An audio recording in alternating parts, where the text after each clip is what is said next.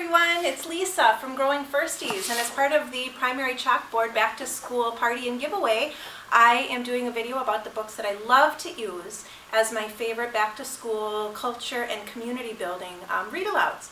And so they're touchstone books that I come back to again and again. Make sure you listen for the code word that I say later. It's a secret word, and then you can enter that into the raffle copter over at the primary chalkboard and earn some extra entries. Before I talk about the books, I just want to share this poster that I made last year that kind of creates the foundation for my classroom. And so I always work with my kids to understand that it's okay to make mistakes. We want to learn how to be able to be independent problem solvers and stretch our brains by putting in a lot of effort, as well as having lots of laughs along the way while we do it. And so this poster is available to you in another blog post. I will link it for you in the blog post that you're seeing this video from so that you can go get it. It's a freebie. And it says, "This classroom is a mistake-making, laughter-sharing, independence-building, brain-stretching sort of place. Everyone matters." You can also, if you have an office, I have one that says, "This office is a," and then I also have one that just says, "This is a." A reader had suggested that to me, and I loved it, so I switched it up for everybody. Okay, I know you're probably familiar with this book. This book is Ish by Peter Reynolds, and I love this book for understanding, helping the kids understand that people make mistakes, and we learn from our mistakes, and it's okay. Mistakes are an opportunity. There actually is not a mistake, it's just an opportunity to learn. So I absolutely love reading this book.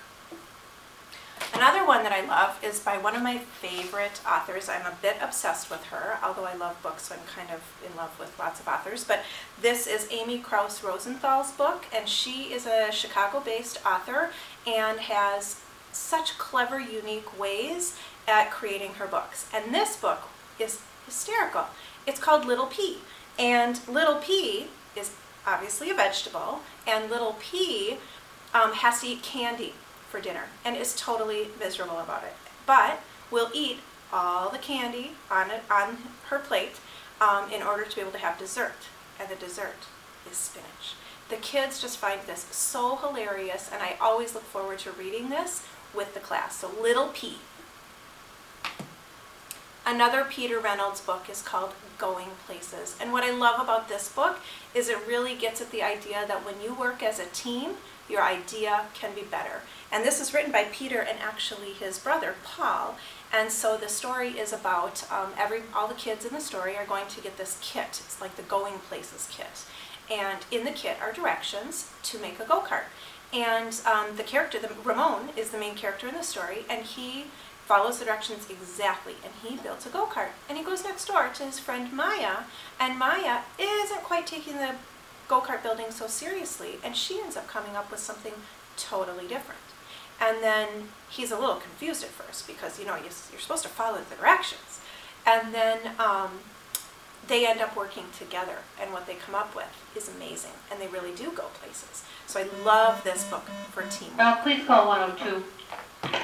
And the last book I'm going to share with you today is called I Will Try.